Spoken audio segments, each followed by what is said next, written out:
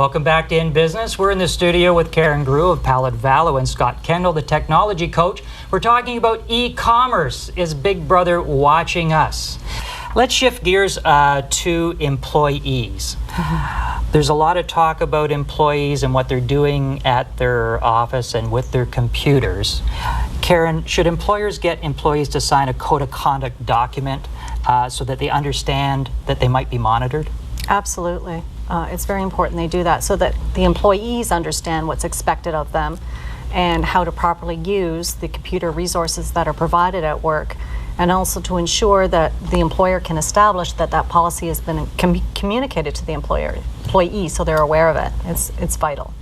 Now, the monitoring software, Scott, I'll throw this one to you. Monitoring software, how easy is it to install, and what are costs that we're talking about? One of my clients actually approached me with that question not more than about 6 months ago, and was concerned about some of his employees that were spending not only their sort of lunch break time, but quite a bit of time during the day when there wasn't necessarily a boss around to monitor on the internet. And installing and setting up that software is maybe a half an hour worth of work, and I'd say less than $100 investment in software. That can be monitored on a number of different levels. So it's not an expensive venture.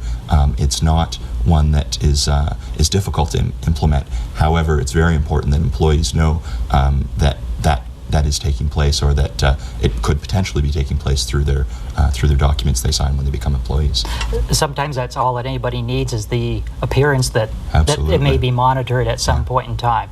Now, employees sometimes will get a little anxious because if you put blocking of certain websites and things like that, they get a little antsy because they say, well, we need that for business. Yeah. And I guess that's a decision that the company needs to make. Yeah. Right, absolutely. Another one back in your court, Karen.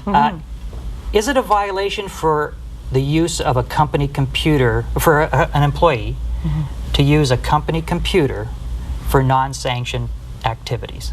Yes, absolutely. And that's why it's important to communicate that to employees and the policy, the computer use policy. But employees can be terminated for improper use of computer resources. Can an employer be held responsible for what their employees do on the computers?